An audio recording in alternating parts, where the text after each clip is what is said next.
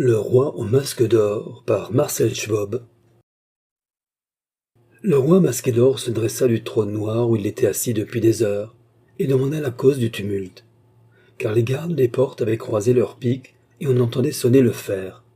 Autour du brasier de bronze s'étaient dressés aussi les 50 prêtres à droite et les 50 bouffons à gauche, et les femmes en demi-cercle devant le roi agitaient leurs mains. La flamme rose et pourpre qui rayonnait par le crible d'airain du brasier faisait briller les masques des visages.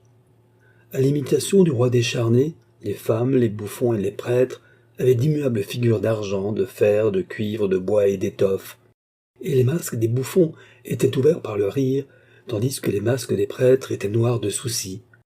50 visages hilars s'épanouissaient sur la gauche, et sur la droite, 50 visages tristes se renfrognaient. Cependant les étoffes claires tendues sur les têtes des femmes mimaient des figures éternellement gracieuses, animées d'un sourire artificiel. Mais le masque d'or du roi était majestueux, noble et véritablement royal. Or, le roi se tenait silencieux et semblable par ce silence à la race des rois dont il était le dernier. La cité avait été gouvernée jadis par des princes qui portaient le visage découvert. Mais dès longtemps s'était levée une longue horde de rois masqués. Nul homme n'avait vu la face de ces rois, et même les prêtres n'ignoraient la raison. Cependant, l'ordre avait été donné depuis les âges anciens de couvrir les visages de ceux qui s'approchaient de la résidence royale, et cette famille de rois ne connaissait que les masques des hommes. Et tandis que les ferrures des gardes de la porte frémissaient, et que leurs armes sonores retentissaient, le roi les interrogea d'une voix grave. « Qui ose me troubler, dit-il, aux heures où je siège parmi mes prêtres, mes bouffons et mes femmes ?» Et les gardes répondirent, tremblants, « Roi très impérieux, masqué d'or, c'est un homme misérable, vêtu d'une longue robe. Il paraît être de ces mendiants pieux qui errent par la contrée, et il a le visage découvert. »« Laissez entrer ce mendiant, » dit le roi. Alors celui des prêtres, qui avait le masque le plus grave, se tourna vers le trône et s'inclina. « Ô roi, dit-il, les oracles ont prédit qu'il n'est pas bon pour ta race de voir le visage des hommes. » Et celui des bouffons, dont le masque était crevé par le rire le plus large, tourna le dos au trône et s'inclina. « Ô mendiant, dit-il, que je n'ai pas encore vu. Sans doute tu es plus roi que le roi au masque d'or, puisqu'il est interdit de te regarder. » Et celle des femmes dont la fausse figure avait le duvet le plus soyeux joignit ses mains, les écarta, et les courba comme pour saisir les vases des sacrifices. Or le roi, penchant ses yeux vers elle, craignait la révélation d'un visage inconnu. Puis un désir mauvais rampa dans son cœur. « Laissez entrer ce mendiant, » dit le roi au masque d'or.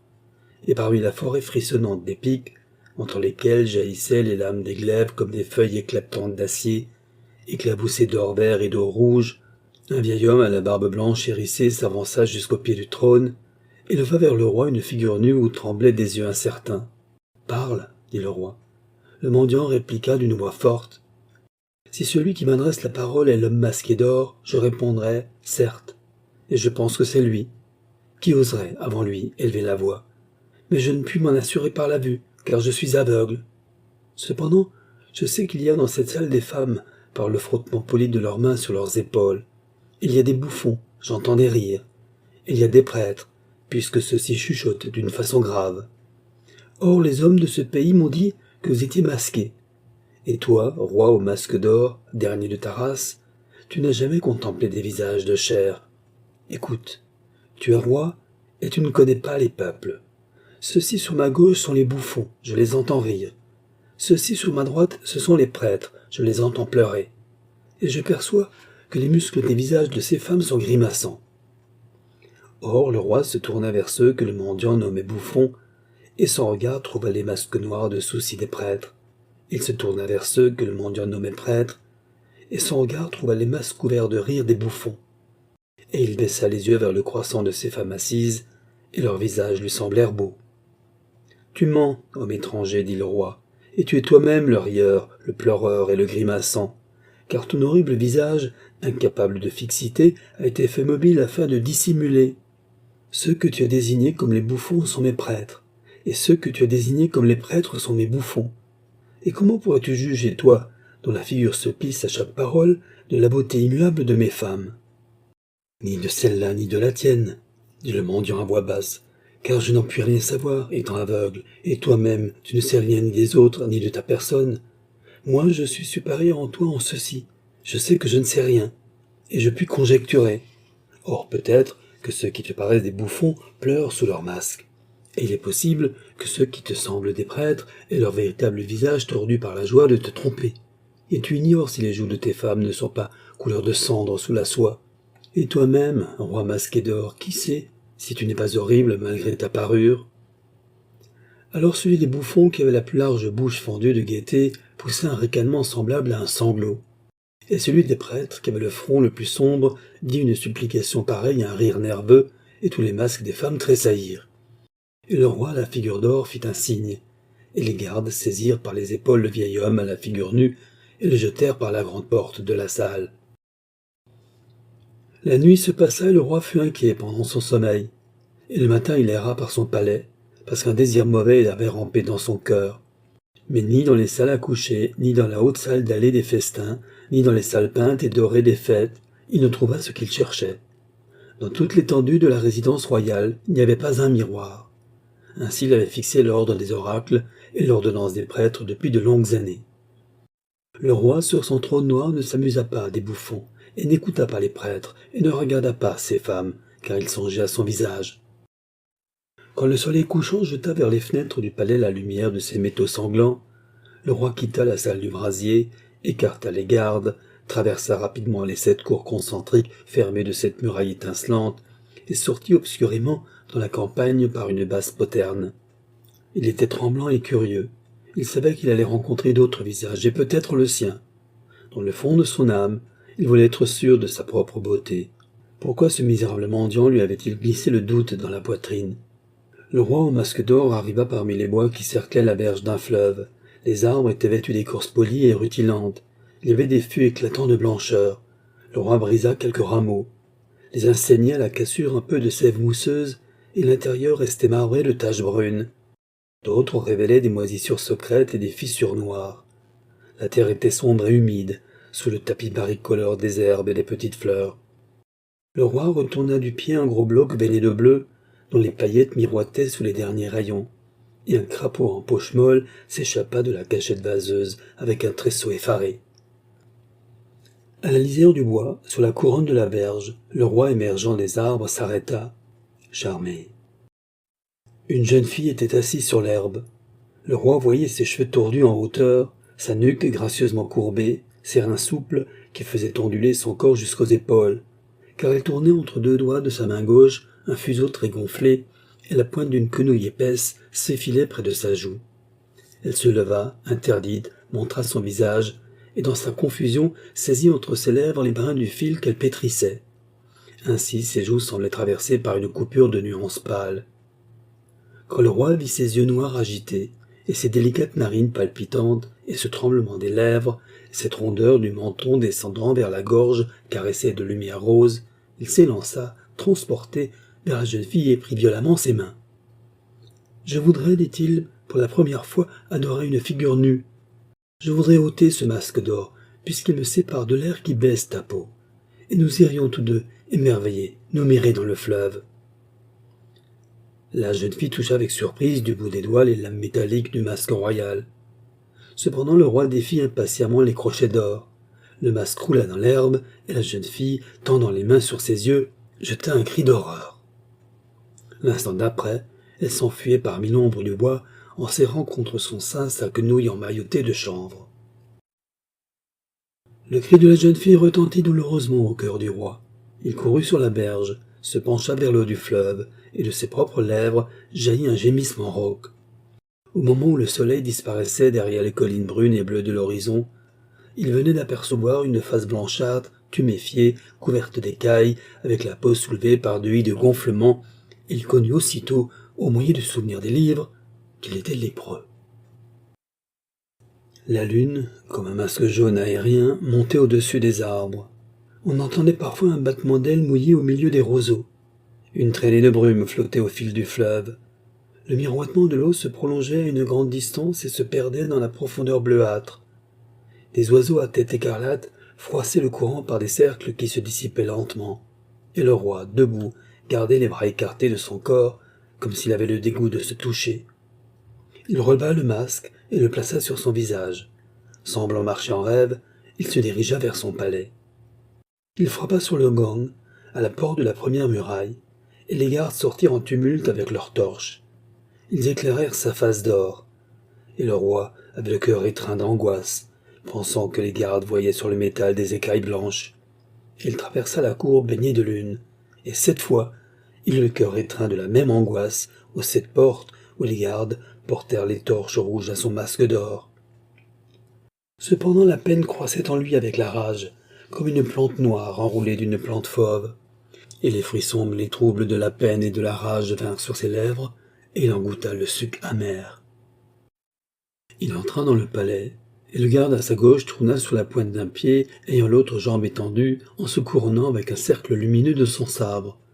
Et le garde à sa droite tourna sur la pointe de l'autre pied, ayant étendu sa jambe opposée, en se coiffant d'une pyramide éblouissante par de rapides tourbillons de sa masse diamantée. Et le roi ne se souvint même pas que c'étaient les cérémonies nocturnes, mais il passa en frissonnant, ayant imaginé que les hommes d'armes voulaient abattre ou fendre sa hideuse tête gonflée. Les halles du palais étaient désertes. Quelques torches solitaires brûlaient bas dans leurs anneaux. D'autres s'étaient éteintes et pleuraient des larmes froides de résine. Le roi traversa les salles des fêtes où les coussins brodés de tulipes rouges et de chrysanthèmes jaunes étaient encore épars, avec des balanceuses d'ivoire et des sièges mornes d'ébène rehaussés d'étoiles d'or. Des voiles gommés et peints d'oiseaux à pattes diaprées, à bec d'argent, pendaient du plafond où s'enchassaient des gueules de bêtes en bois de couleur. Il y avait des flambeaux de bronze verdâtre, faits d'une pièce, et percés de trous prodigieux laqués en rouge, où une mèche de soie écrue passait au centre de rondelles tassées d'un noir huileux. Il y avait des fauteuils longs, bas et cambrés, où on ne pouvait s'étendre que quand les reins fussent soulevés, comme portés par des mains.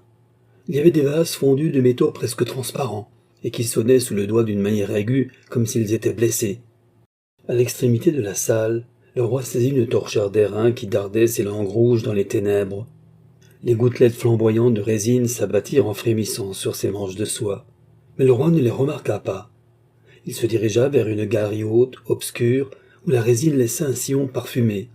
Là, aux parois coupées de diagonales croisées, on voyait des portraits éclatants et mystérieux, car les peintures étaient masquées et surmontées de tiares. Seulement le portrait le plus ancien, écarté des autres, représentait un jeune homme pâle, aux yeux dilatés d'épouvante, le bas du visage dissimulé par les ornements royaux.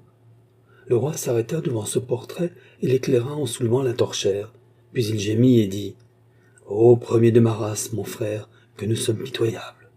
Et il baisa le portrait sur les yeux. Et devant la seconde figure peinte, qui était masquée, le roi s'arrêta et déchira la toile du masque en disant « Voilà ce qu'il fallait faire, mon père, second de ma race. » Et ainsi, il déchira les masques de tous les autres rois de sa race jusqu'à lui-même. Sous les masques arrachés, on vit la nudité sombre de la muraille. Puis il arriva dans les salles des festins où les tables luisantes étaient encore dressées. Il porta la torchère au-dessus de sa tête, et des lignes pourpres se précipitèrent vers les coins. Au centre des tables était un trône à pieds de lion, sur lesquels s'affaissait une fourrure tachetée. Des verreries semblaient amoncelées aux angles, avec des pièces d'argent polies et des couvercles percés d'or fumeux. Certains flacons miroitaient de lueurs violettes. D'autres étaient plaqués à l'intérieur avec de minces lames translucides de métaux précieux. Comme une terrible indication de sang, un éclat de la torchère fit scintiller une coupe oblongue taillée dans un grenat, et où les échansons avaient coutume de verser le vin des rois. Et la lumière caressa aussi de vermeil un panier d'argent tressé où étaient rangés des pains ronds à croûte saine. Le roi traversa les salles des festins en détournant la tête. « Ils n'ont pas eu honte, dit-il, de mordre sous leur masque dans le pain vigoureux, et de toucher le vin saignant avec leurs lèvres blanches. Où est celui qui, sachant son mal, interdit les miroirs de sa maison? Il est parmi ceux dont j'ai arraché les faux visages, et j'ai mangé du pain de son panier, et j'ai bu du vin de sa coupe. » On arrivait par une étroite galerie pavée de mosaïques aux salles à coucher, et le roi y glissa, portant devant lui sa torche sanglante. Un garde s'avança, saisi d'inquiétude, et sa ceinture d'anneaux larges flamboya sur sa tunique blanche. Puis il reconnut le roi à sa face d'or et se prosterna. D'une lampe d'airain suspendue au centre, une lumière pâle éclairait une double file de lits de parade. Les couvertures de soie étaient tissées avec des filaments de nuances vieillies. Un tuyau d'onyx laissait couler des gouttes monotones dans un bassin de pierre polie. D'abord, le roi considéra l'appartement des prêtres, et les masques graves des hommes couchés étaient semblables pendant le sommeil et l'immobilité. Et dans l'appartement des bouffons, le rire de leurs bouches endormies avait juste la même largeur. Et l'immuable beauté de la figure des femmes ne s'était pas altérée dans le repos. Elles avaient les bras croisés sur la gorge ou une main sous la tête, et elles ne paraissaient pas se soucier de leur sourire, qui était aussi gracieux quand elles l'ignoraient. Au fond de la dernière salle s'étendait un lit de bronze, avec des hauts reliefs de femmes courbées et de fleurs géantes. Les coussins jaunes y gardaient l'empreinte d'un corps agité. Là aurait dû reposer, dans cette heure de la nuit, le roi au masque d'or. Là, ses ancêtres avaient dormi pendant des années. Et le roi détourna la tête de son lit. Ils ont pu dormir, dit-il, avec ce secret sur leur face. Et le sommeil est venu les baiser au front, comme moi. Et ils n'ont pas secoué leur masque au visage noir du sommeil pour l'effrayer à jamais. Et j'ai frôlé ces terrains. J'ai touché ces coussins, où s'abattaient jadis les membres de ces honteux. Et le roi passa dans la salle du brasier, où la flamme rose et pourpre dansait encore, et jetait ses bras rapides sur les murs. Et il frappa sur le grand gong de cuivre un coup si sonore qu'il eut une vibration de toutes les choses métalliques d'alentour. Les gardes effrayés s'élancèrent, mi-vêtus, avec leurs haches et leurs boules d'acier hérissées de pointes, et les prêtres parurent, endormis, laissant traîner leurs robes, et les bouffons oublièrent tous les bons d'entrée sacramentels, et les femmes montrèrent au coin des portes leurs visages souriants. Or le roi monta sur son trône noir et commanda. « J'ai frappé sur le gong afin de vous réunir pour une chose importante. Le mendiant a dit vrai. Vous me trompez tous ici, ôtez vos masques. » On entendit frissonner les membres et les vêtements et les armes. Puis lentement, ceux qui étaient là se décidèrent et découvrirent leurs visages. Alors le roi au masque d'or se tourna vers les prêtres et considéra 50 grosses faces rieuses avec de petits yeux collés par la somnolence. Et se tournant vers les bouffons, il examina 50 figures hâves creusées par la tristesse avec des yeux sanguinolents d'insomnie.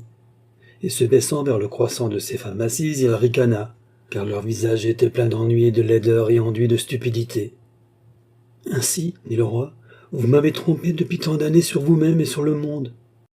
Ceux que je croyais sérieux et qui me donnaient des conseils sur les choses divines et humaines sont pareils à des outres ballonnées de vent et de vin.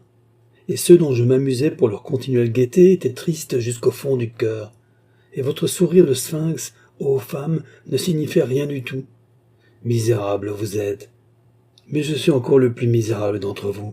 Je suis roi, et mon visage paraît royal. Or en réalité, voyez, le plus malheureux de mon royaume est le plus dénaturé n'a rien à m'envier. » Et le roi ôta son masque d'or, et un cri s'éleva des gorges de ceux qui le voyaient, car la flamme rose du brasier illuminait ses écailles blanches de lépreux. « Ce sont eux qui m'ont trompé, mes pères, je veux dire, » cria le roi, « qui étaient lépreux comme moi, et m'ont transmis leur maladie avec l'héritage royal. Ils m'ont abusé, et ils vous ont contraint au mensonge. » Par la grande baie de la salle, ouverte vers le ciel, la lune tombante montra son masque jaune. « Ainsi, dit le roi, cette lune, qui tourne toujours vers nous le même visage d'or, a peut-être une autre face obscure et cruelle. Ainsi ma royauté a été tendue sur ma lèpre. Mais je ne verrai plus l'apparence de ce monde, et je dirigerai mon regard vers les choses obscures. Ici, devant vous, je me punis de ma lèpre et de mon mensonge, et ma race avec moi. » Le roi leva son masque d'or, et debout sur le trône noir, parmi l'agitation et les supplications, il enfonça dans ses yeux les crochets latéraux du masque avec un cri d'angoisse. Pour la dernière fois, une lumière rouge s'épanouit devant lui, et un flot de sang coula sur son visage, sur ses mains, sur les degrés sombres du trône. Il déchira ses vêtements, descendit les marches en chancelant, et écartant avec des tâtonnements les gardes muets d'horreur, il partit seul dans la nuit. Or, le roi lépreux et aveugle marchait dans la nuit. Il se heurta aux 7 murailles concentriques de ses 7 cours, et contre les arbres anciens de la résidence royale, il se fit des plaies aux mains en touchant les épines des haies. Lorsqu'il entendit sonner ses pas, il connut qu'il était sur la grande route. Pendant des heures et des heures, il marcha, sans même éprouver le besoin de prendre de la nourriture. Il savait qu'il était éclairé de soleil par la chaleur qui voilait son visage, et il reconnaissait la nuit au froid de l'obscurité. Le sang qui avait coulé de ses yeux arrachés couvrait sa peau d'une croûte noirâtre et sèche, et quand il eut marché longtemps, le roi aveugle se sentit las et s'assit au bord de la route. Il vivait maintenant dans un monde obscur, et ses regards étaient rentrés en lui-même.